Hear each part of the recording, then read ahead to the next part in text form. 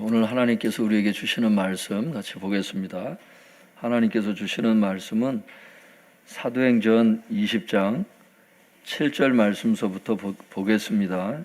제 성경 신약 222쪽에 있습니다.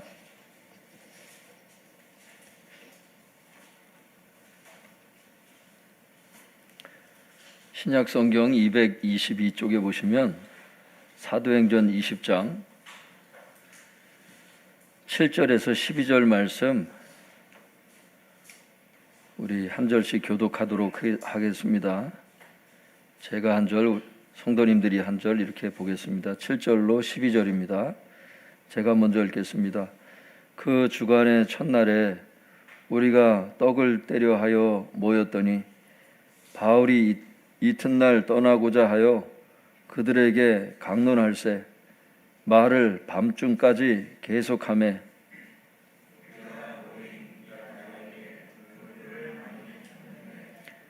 유드고라 하는 청년이 창에 걸터 앉아 있다가 깊이 졸더니 바울이 강론하기를 더 오래 하매 졸음을 이기지 못하여 3층에서 떨어지거늘 일으켜 보니 죽었는지라.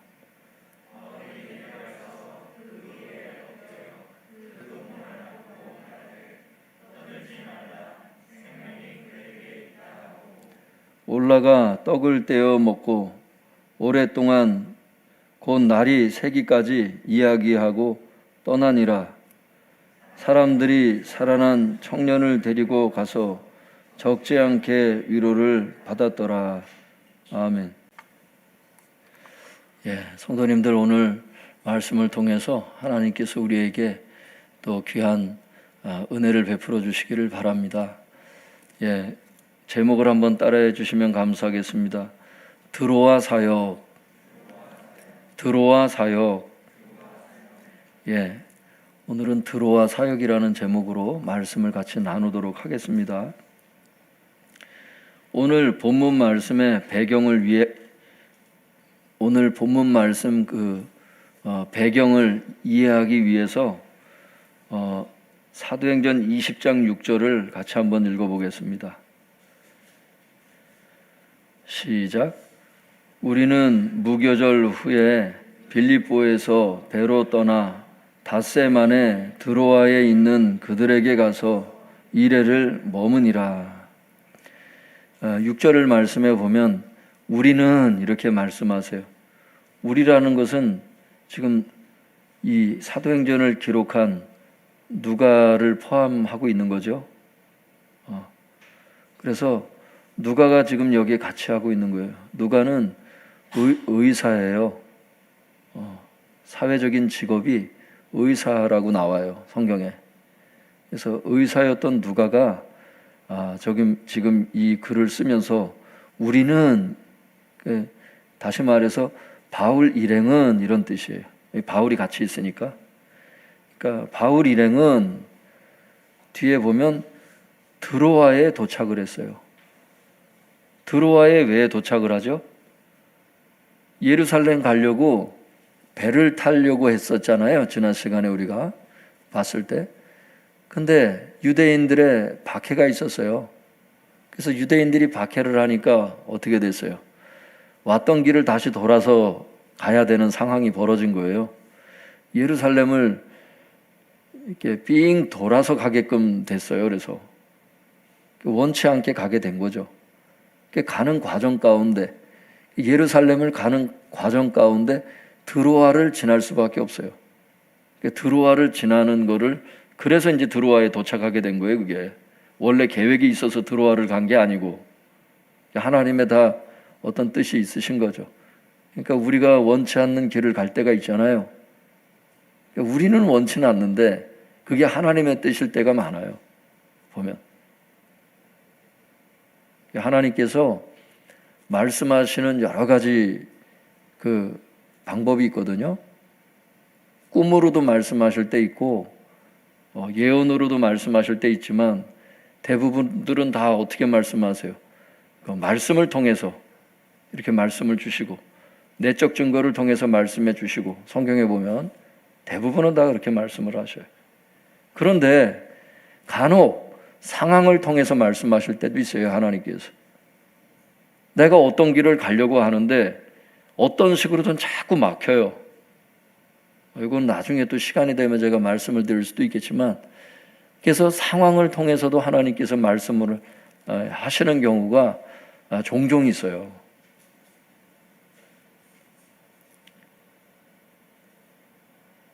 그래서 이 환경이 어떻게 변화되고 있는지,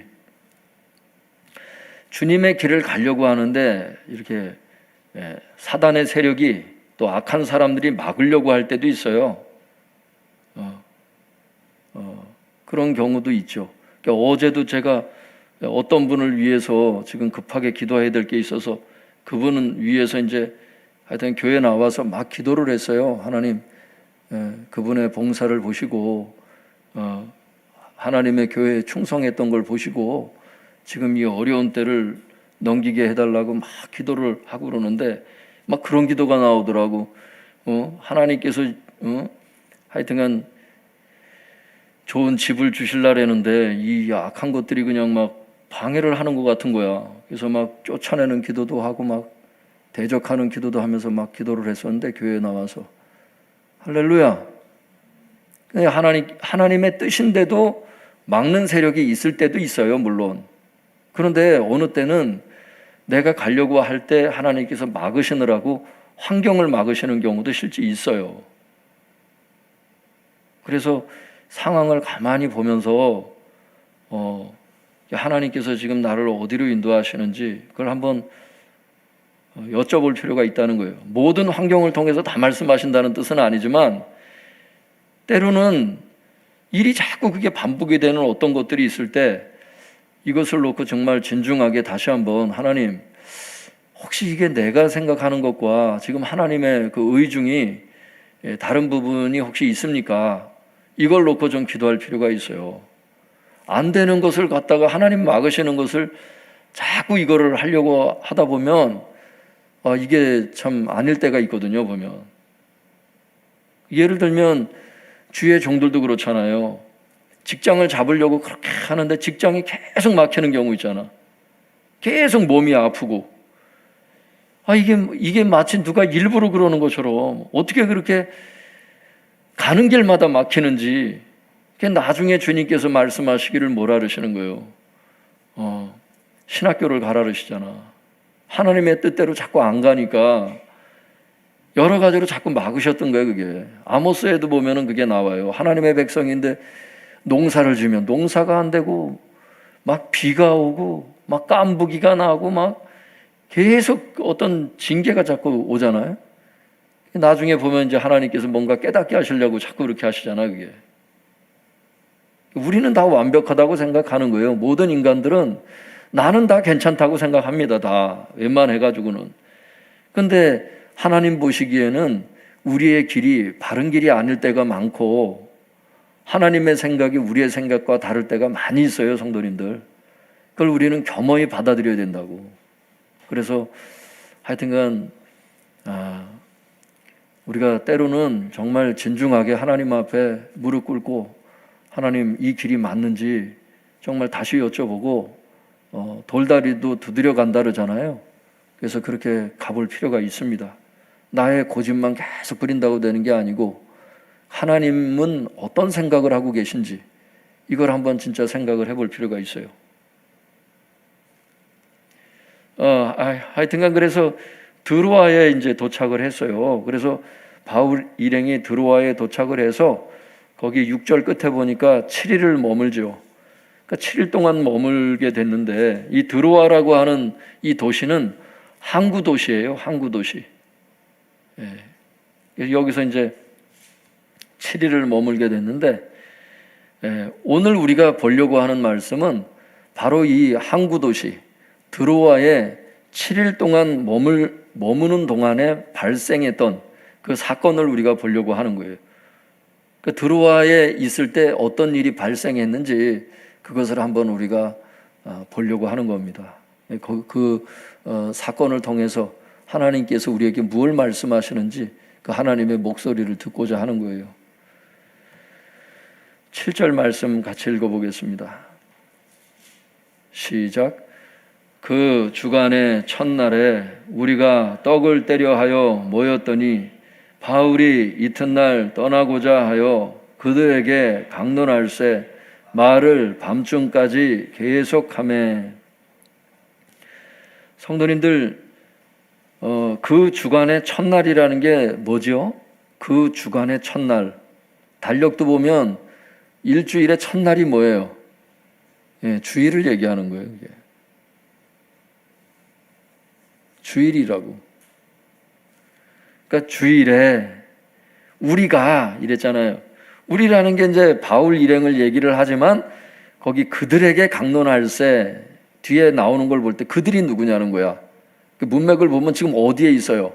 드로아에 도착해서 누구에게 설교를 해 지금? 드로아 성도들에게 지금 강론을 한 거죠. 결국엔 무슨 뜻이에요?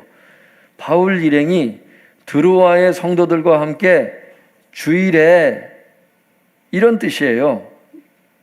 주일에 왜 뭘 하는 거예요? 떡을 떼려고 모였다는 거예요.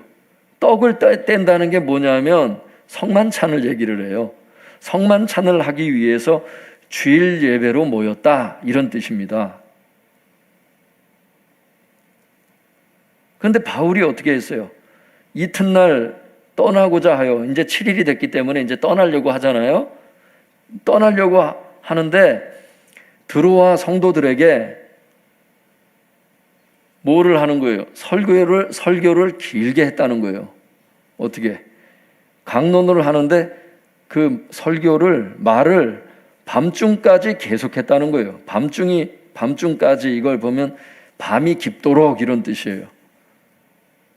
그러니까 밤이 깊도록 계속 설교를 하는 거예요. 그러니까 우리 설교는 진짜 너무 짧은 거야, 사실. 그러니까 어떤 사람은 이제 설교 길면 싫어하고 그래요.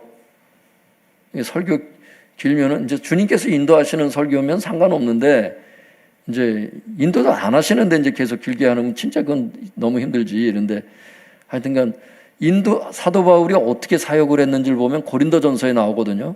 어떻게 설교를 하고 어떻게 했는지. 거기 보면 성령에 이끌려서 자기가 설교했다는 게 나와요.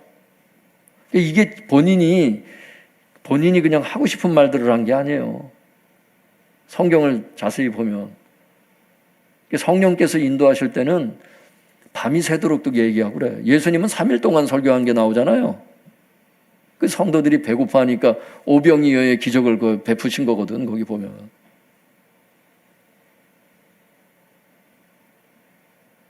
성령님이 인도하실 때는 진득하니 들을 필요가 있어요. 들어야 성도들이 그렇게 들었다는 겁니다. 사도 바울은 주님께 순종해서 성령님이 길게 설교해라 했을 때는 길게 설교했고 들어와 성도님들은 불평하지 않고 그걸 잘 들은 거야. 할렐루야. 예.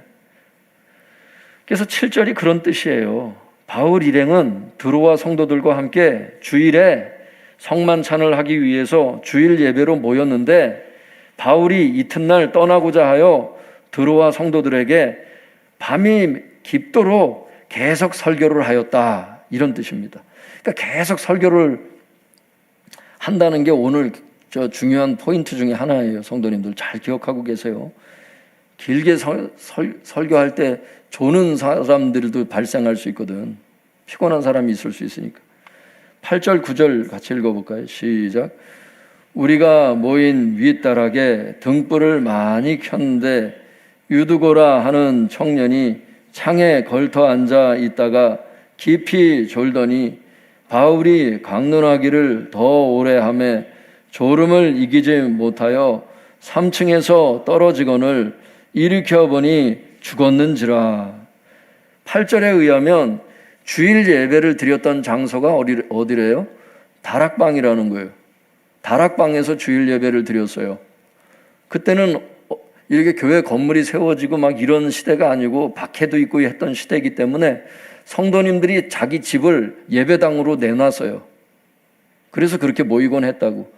그러니까 브리스길라 아굴라 가정에 있는 성도들에게 문안한다는 게 성경에 나오잖아요. 그러니까 가정교회라고 표현하잖아요. 그렇게 해서 모였었다고. 집에서 성도들 집이 곧 예배당이 되는 이런 시대였다고 그때가. 근데 다락방이 3층에 있었던 거예요. 나중에 보면. 당시 가옥 구조를 보면 제일 넓은 방이 다락에 있었어요. 그건 역사를 보면 아니까. 그래서 큰 방은 건물 꼭대기에 세웠어요. 다락방이 제일 넓은 방이었어, 그 집에서. 그런데 다락방에서 주일 예배를 드리는데 지금 밤이 깊도록 설교하니까 뭘 켜야 돼요? 껌껌하니까 불을 켜야 되잖아. 그래서 그 등불을 많이 켰는데, 이게 형광등이 아니죠, 성도님들? 이게 지금 사도 바울 시대를 생각을 해봐야 되는 거예요. 형광등, 에디슨이 아직 안 나타났어, 그때는. 그래서 이 전등이 없어. 그때는 횃불이야. 그래서 데럴벅이라고 하는 학자의 글도 읽어봐도 그 등불은 횃불이었다는 거예요. 횃불이니까 어때? 횃불을 막 여기저기 이렇게 꽂아놓고 여기 이게 포인트예요. 아까 설교 길게 했다는 게 하나의 포인트고, 두 번째가 8절이야. 8절에 보면 등불을 많이 켰다고 그랬지. 횃불이 많이 켜져 있어. 그러면 어떻게? 산소 많이 잡아먹지. 그러면 어떻게? 사람이 정신이 산소가 부족하면 몽롱해지지. 지금 잘 여러분 보세요. 이거를 왜 기록하시는지 성경이. 이제 유두고가 그때 이제 등장을 하는 거예요.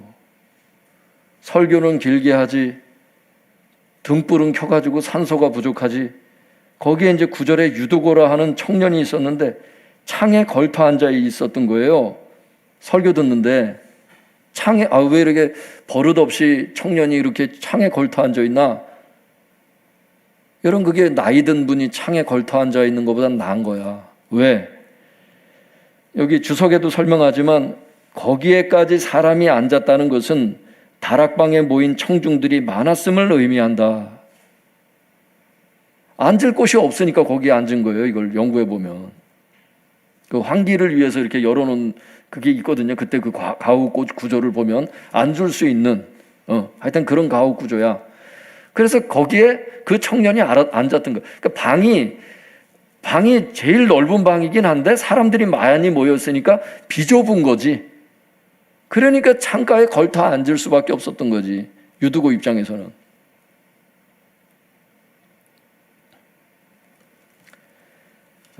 이런 정황이 있어요. 그래서 이런 상황에서 유두고가 창문에 걸터 앉아서 뭘 했느냐?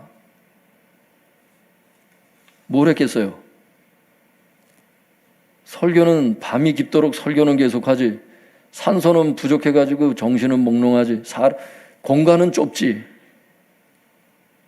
하여튼 이런 게 이제 있어요. 그래서 깊이 졸아요. 그래서 대부분의 학자의 글도 제가 한번 이렇게 쭉 읽어보거든요. 읽어보는데 유두고가 졸게 된 이유에 대해서 이렇게 설명하더라고. 학자들은 다음과 같이 해석한다. 먼저 유두고가 졸게 된 이유에 대해서는 바울의 강론은 길어졌으며 또한 장소는 좁고 방 안은 많은 등불로 인해 산소가 부족하여 그의 졸음을 가중시켰을 것으로 본다. 이게 대부분의 학자들이 그 얘기를 하더라고. 어떤 한 명의 학자만 이렇게 얘기를 하더라고. 설교 시간에 졸면은 안 된다. 이제 결론은 이제 그렇게. 물론 설교 시간에 조는 게 잘하는 건 아니지. 나머지 성도들도 그러면 다 졸았어야지. 근데 솔직히 말해서 여기 나오지는 않았어. 그렇지만 창가에 앉았다가 떨어져서 죽어서 이 사람은 이게 확실히 졸았다는 걸 알았지만 거기 창가에 안 앉은 사람들 중에도 좋은 사람이 몇 명 있었어. 그냥 제 추측에 그랬을 것 같아. 숨어서 기둥 뒤에서 그러지 않았을까? 근데 하여튼간 제일 오해받는 사람 중에 하나가 나는 유두고라고 생각해요. 설교하는 목사님들마다 이 유두고가 다 나쁜 사람이 돼버려서 예배 환경이 안 좋았어요. 이걸 왜 이걸 횃불이 많았고 설교가 길었고 왜 이런 것들을 왜 기록하는지를 한번 잘 보시라고, 문맥을. 유두고 입장에서도 참 젊은 청년이 많이 힘들었던 거예요. 이게 좁은 방 안에서 진짜 사람들이 많이 모였으니까 이제 비좁아서 앉을 자리 없어서 그 창가에 걸터 앉아 있다가 그냥 이제 변을 당했는데, 그래서 설교 안 들으면 다 유도고처럼 졸지 말라는 이제 그 설교를 이제 목사님들이 제일 많이 하는 것 중에 하나가 유도고거든요. 근데 유도고는 천국에 가면 아마 할 말이 있을 거야, 아마 이 사람도. 사실 그때 난 되게 힘들었다고. 그러니까 육신이 연약해서 예수님과 함께 기도를 하는데, 너희가 1시간 동안도 나와 함께 기도할 수 없더냐. 1시간을 예수님하고 기도하지 못할 만큼 그 12사도가 막 졸고 그랬거든요. 졸음을 이기지 못하여. 예수님이 그러시거든요. 마음은 너희가 원하지만 원이로되 육신이 약하도다. 육신의 피곤함 때문에 조는 경우도 실제 있어요. 기도를 할 수 없을 만큼 졸리고, 진짜 이게 항상 우리의 이유가 되면 안 되겠지만 하여튼 피곤해서 조는 경우가 있다. 유두고 같은 경우는 성경이 기록된 문맥을 이렇게 면밀히 볼 때 그 예배 환경이 힘들어서 졸았다고 보는 게 맞습니다. 9절에 보면은 유두고가 이렇게 깊이 졸고 있는데 사도 바울은 뭘 하고 있어요? 강론하기를 더 오래 하매. 그러니까 여기서 이제 또 이제 유두고는 지금 깊이 졸고 있는데 거기다 쐐기를 박은 거야. 설교를 더 길게 한 거야. 그랬더니 유두고가 이제 더 이상 안 되겠는 거야. 그래서 졸음을 거기 나오잖아요. 더 오래 하매 졸음을 이기지 못하여 떨어져서 죽었는지로 이렇게 돼 있어요. 그러니까 이거를 웃어야 되는 건지 이게 참 그렇긴 한데 하여튼 상황은 그랬어요. 어떤 사람은 또 유두고가 진짜 죽은 게 아니라는 거야. 왜? 그 다음에 사도 바울이 하는 말을 보면 생명이 원래 있었다는 거야. 그렇기 때문에 죽은 게 아니었는데 그렇게 죽은 것처럼 그렇게 얘기했다는 거예요. 아니요, 여러분 거기 보면 죽었는지라, 이거 누가가 기록한 거예요. 이거 누가가 의사라니까 의학적으로 볼 때 끝난 거예요. 끝난 게 확인이 된 거라고. 진짜 죽었어요. 3층에서 떨어져서 유두고가. 믿습니까? 진짜 죽었는데, 그 다음에 이제 그건 나중에 또 10절은 하고요. 그래서 떨어져서 죽은 거예요. 이게 즉 추락사를 한 겁니다. 이게. 이 상황에서 우리가 한번 두 가지를 생각해 볼 필요가 있어요. 사람이 죽었어요, 지금. 이제 이 첫 번째로 생각해 볼 수 있는 그 가능성이 뭐냐면, 이건 뭐 누구나 생각할 수 있는 가능성이에요. 첫 번째는 뭐냐면, 만약 이 죽은 청년의 그 유두고의 부모님이 있을 것 아니에요. 그 부모가 이 사실을 알게 된다면 어떻게 반응하겠는가? 그걸 한번 생각을 해봐야 돼요. 부모가 있으면 있었다고 아마 기록했을 거거든. 이 청년이 이제 왔다가 이렇게 이제 변을 당했는데, 그 부모가 과연 이 드로아 교회와 그날 설교를 했던 그 사도 바울을, 그 예배 집례했던 그 사도 바울을 과연 가만히 놔뒀을까? 요거를 한번 생각을 해보세요. 사람이 죽었어, 교회 와서. 자기 아들이 죽었단 말이야. 예배 드리다가. 부모가 당국에 고발을 하면은 드로아 교회가 어떻게 될 거고, 지역사회 다 알 거 아니에요. 고발이 되면. 특별히 유대인의 박해 피해서 지금 이렇게 예루살렘을 배를 탈 수가 없어서 돌아가가지고 지금 유대인 박해 때문에 지금 드로아를 지금 경유해서 가는 과정에서 지금 이런 일이 발생한 건데, 당국에 붙잡혀가지고 신문을 받는 과정에 이름이 공개가 되면 거긴 유대인들이 없겠어요? 유대인들이 또 가만히 내비뒀겠어? 그 당시 사도 바울이 얼마나 유명했던 사람인데. 더 큰 박해를 받을 수 있는 아주 위험한 순간이 이게 되는 거거든요. 불보듯 뻔하잖아. 두 번째 생각해 볼 수 있는 것은 더 큰 문제가 사람이 죽은 게 예배 시간에 이제 죽은 건데, 예배 드리다가 죽은 거 아니야, 지금. 설교 중에 죽은 거 아니야. 그러니까 교회에 갔다가 내 아들이 죽었다라면서 이게 이제 소문이, 여러분 누가 부활해서 살아날 때도 소문이 많이 퍼지지만 이제 안 좋은 일도 소문이 많이 퍼질 수 있거든요. 전도의 문이 막히게 되면 진짜 하나님께 영광이 안 돼요, 이게 가벼운 문제가 아니란 말이에요. 지금 이게 우리는 유두고에 대해서 들은 얘기가 그동안 있다 보니까 그냥 그러다가 뭐 어떻게 됐나 보다 이렇게 생각하지, 당신은 그게 아니란 말이에요. 교회에 들어와 교회도 힘들어질 수 있고, 사도 바울은 붙잡혀서 진짜 뭐 이건 아주 박해를 받을 수도 있고 이런 상황인데, 10절을 한번 같이 읽어보겠습니다. 10절 시작. 바울이 내려가서 그 위에 엎드려 그 몸을 안고 말하되 떠들지 말라, 생명이 그에게 있다 하고. 여기 떠들지 말라고 왜 그래? 성도들도 예배 드리다가 놀란 거야. 사람이 죽었으니 이게 웅성웅성했겠지. 떠들지 말아라. 원문에도 그렇게 돼 있어. 원문에도 그렇게 돼 있는데 조금 원문하고 다른 것은 이렇게 돼 있어요. 원문은 떠들지 말라, 왜냐하면 생명이 그에게 있기 때문이다, 이렇게 얘기를 해요. 사도 바울이 이렇게 직접 얘기를 한 거예요.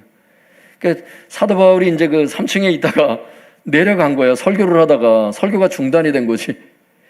내려가서 그 죽은 청년 위에 엎드려서 그 몸을, 원문에 보면 껴안고 이렇게 돼 있어. 껴안은 거야, 그 죽은 청년을. 껴안은 다음에 했던 말이 떠들지 말라고, 생명이 그에게 있다고 이렇게 얘기를 하는 거예요.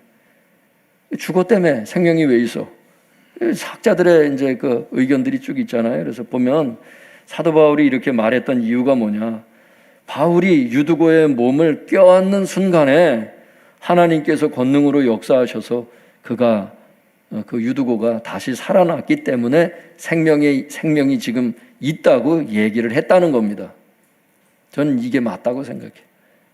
그게 의사 누가의 의견이나 지금 이 본문의 흐름을 볼 때 그것이 저는 맞다고 생각해요. 그 해석이.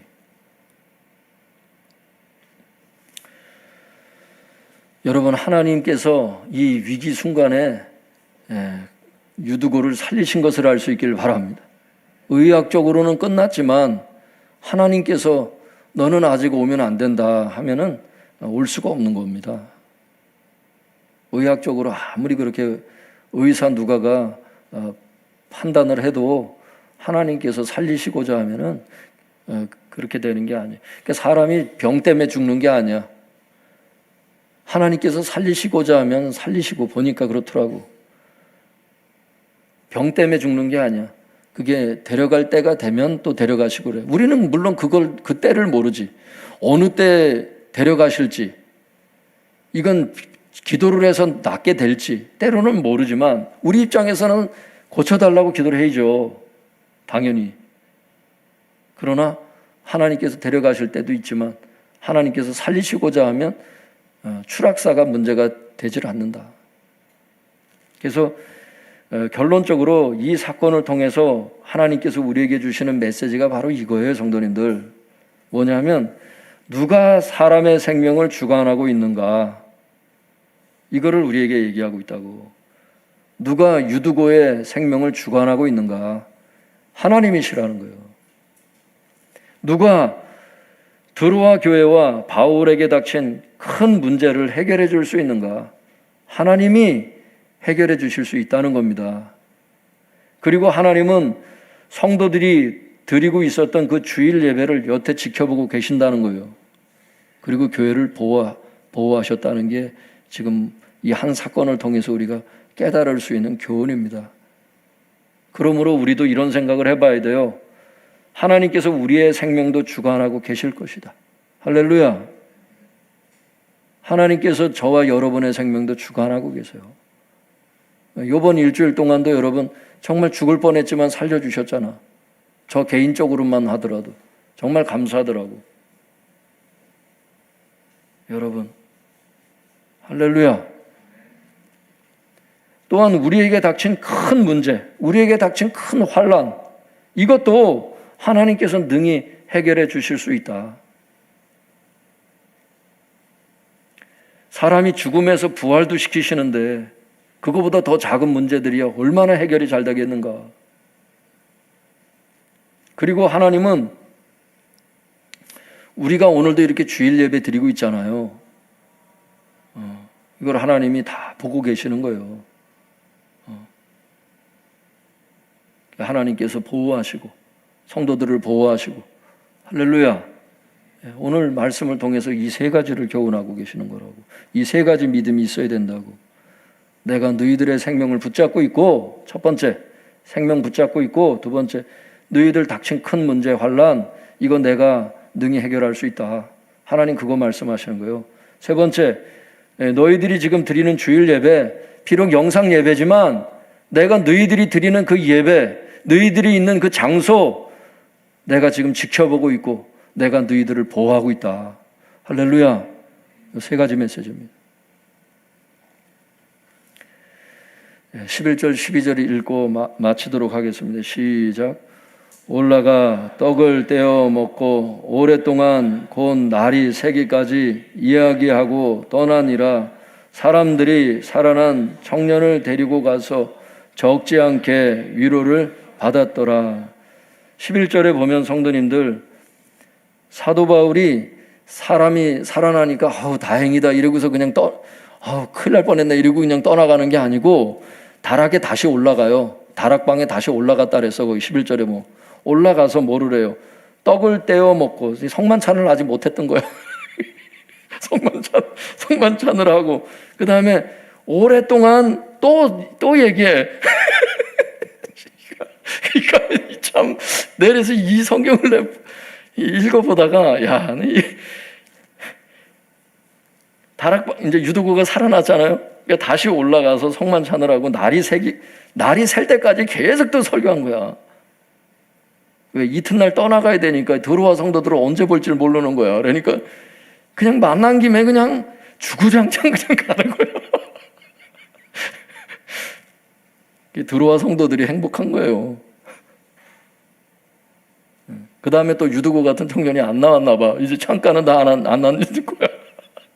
모르지만 하여튼 그리고 떠났어요, 사도 바울이. 그리고 12절에 보면 그 들어와 성도들은 어떻게 했대요? 사람들이, 들어와 성도들은 살아난 그 청년을 집으로 데려갔어. 그리고 많은 위로를 받았다고 성경에 기록되어 있어요. 여러분, 이 유두고라고 하는 뜻이 행운이라는 뜻이거든. 행운. 여러분, 이 유두고는 살아있는 동안에 그 사람이 살아있는 것 자체가 간증거리야. 그냥 복음이 전해져, 그냥. 이 사람은. 그런 행운이 있었다니까. 그냥 졸다가 행운을 얻어서.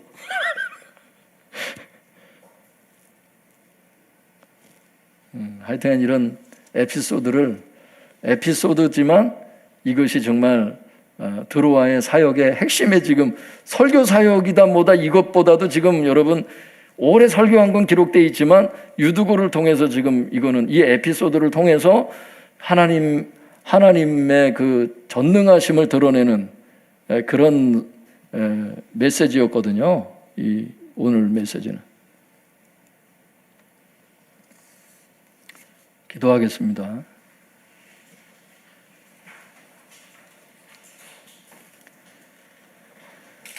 오늘 주신 그 세 가지 말씀 붙잡고 성도님들 하나님께 기도하세요. 우리 이 시간 통성에서 같이 합심해서 기도하겠습니다. 거룩하신